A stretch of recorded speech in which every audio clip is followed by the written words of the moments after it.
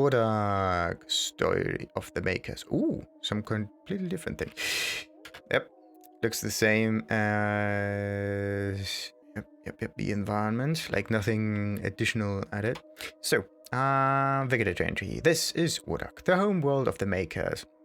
A brief age analysis of the structures and architecture here indicates that this world is older than any other in our databases. Similarities can also be drawn to multiple pan-galactic religions, indicating that the Maker's influence was not limited to Argent Denur, and that over eons their influence has spread across the galaxy and potentially the universe.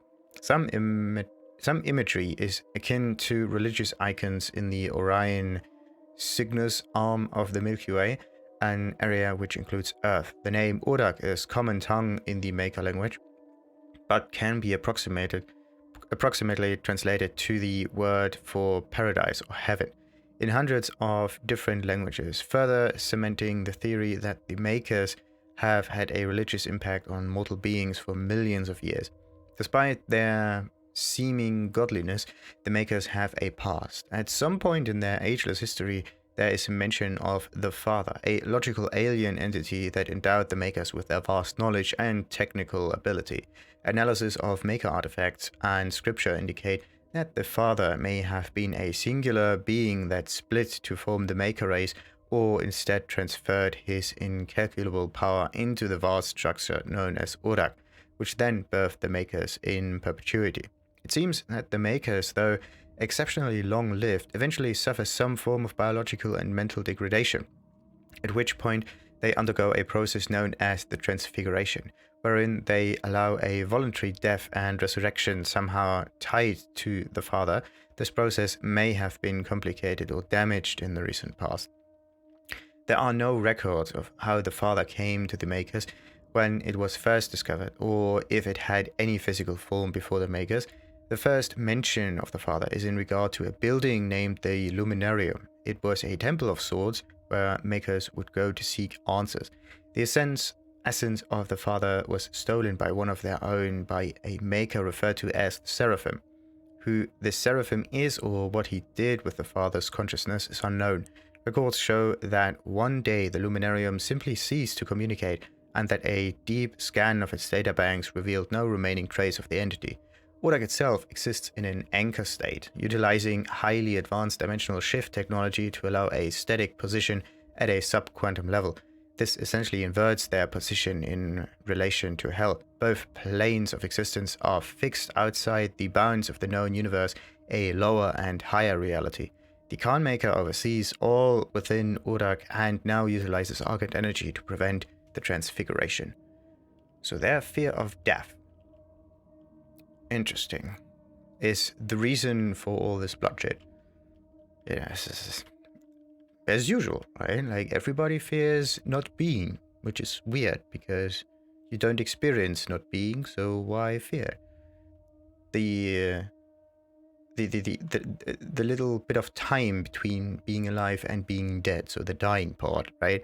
This is the thing that people fear the most, which is interesting because birth is something that people look forward to, at least of their children, but the other way around, it's just the same process, but in another direction. Well, it's not really birth, it's like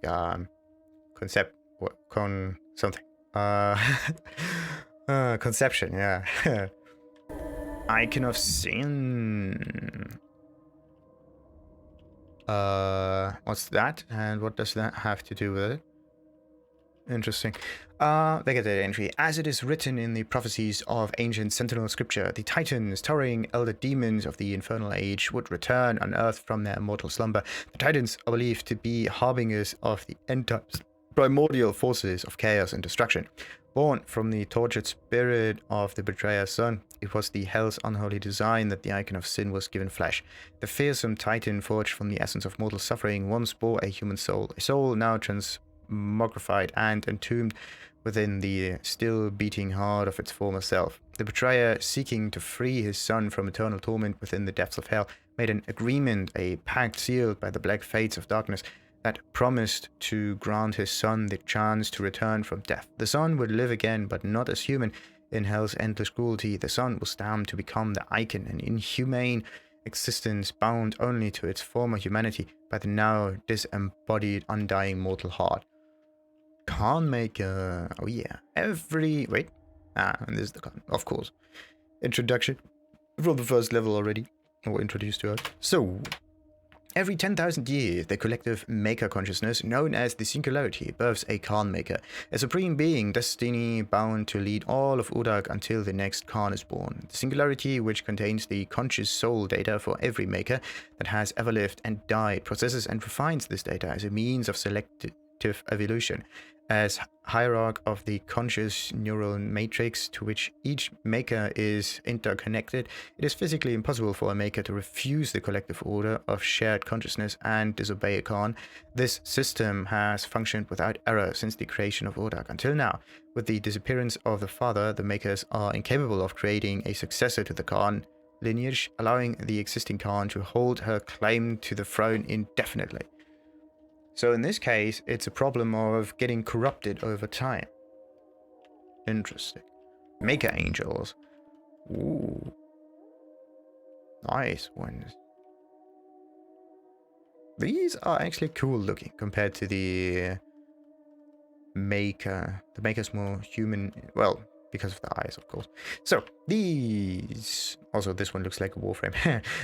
These revered figures serve as speakers for the Khan Maker, earning positions of leadership and high esteem within their species. Angels of Urdak are gifted with orator rings, golden halos fused to their armor as a symbol of their status and rank. These divine beings occasionally gather in conclaves or at the summons of the Khan Maker, but typically do not work together, instead being assigned as independent advisors and overseers amongst maker-controlled worlds.